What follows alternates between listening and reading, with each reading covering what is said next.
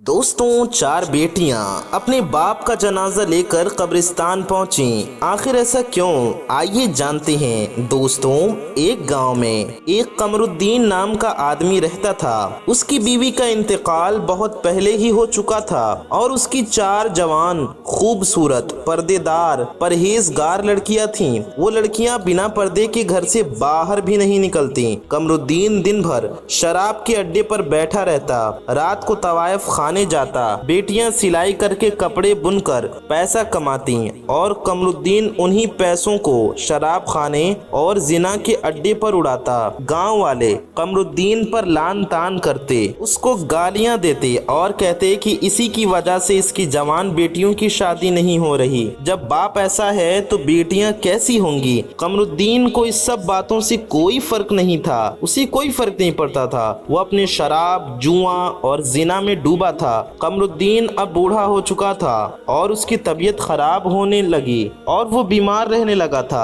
वो कई बीमारियों का शिकार हो गया था। एक दिन कमरुद्दीन की बिस्तर पर ही मौत हो जाती है, लेकिन कोई भी कमरुद्दीन की मैयत में शामिल होने को राजी नहीं होता है। पूरा गांव उसकी मैयत में जाने के खिलाफ होता है। कोई उसका जनाजा पढ़ने को तैयार नहीं, कोई उसका जनाजा उठाने को भी तैयार नहीं। अब उसका जनाजा उठाए भी तो कौन? बड़ी मुश्किल से वो चार बेटियां अपने बाप का जनाजा उठा के मस्जिद तक ले आती हैं। नमाज जनाजा के लिए मस्जिद के इमाम जनाजे की नमाज पढ़ा देते हैं। फिर वो बेटियां जनाजा लेके कब्रिस्तान की तरफ जाती हैं। जैसे ही कब्रिस्तान को पहुंचती हैं तो गांव के लोग आके खड़े हो जाते हैं कि इससे हम अपने कब्रिस्तान में नहीं दफन होने देंगे। उसकी बेटियां बहुत परेशान हो जाती हैं। काफी बहस होती है, लेकिन गांव वाले नहीं मानते। फिर अचानक से एक जोरदार तूफान आता है कि हर तरफ धूल ही धूल हो जाती है। जब तूफान रुकता है तो जनाजा गायब हो चुका होता है।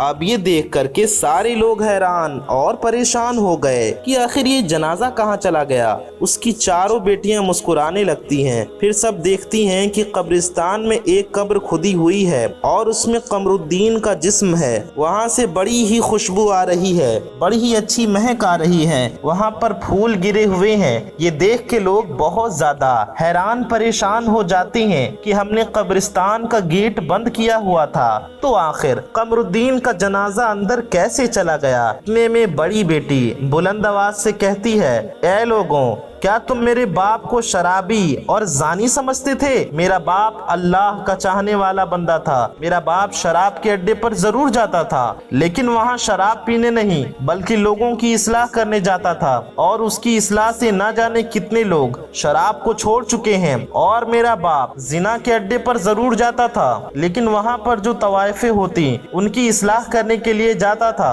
और उसकी इस्लाह से ना जाने कितनी औरतें तवाइफ के काम छोड़ के परहेजगार, पर्देदार बन गई। मेरा बाप अल्लाह का चाहने वाला बंदा था और उसके इस जनाजे को किसी और ने नहीं बल्कि फरिश्तों ने ही कब्रिस्तान तक पहुंचाया है। तो मेरे प्यारे दोस्तों, इस कहानी में बहुत सारे सबक छुपे हुए हैं। असल में जैसा जो दिखता है जरूरी नहीं कि वैसा ही हो।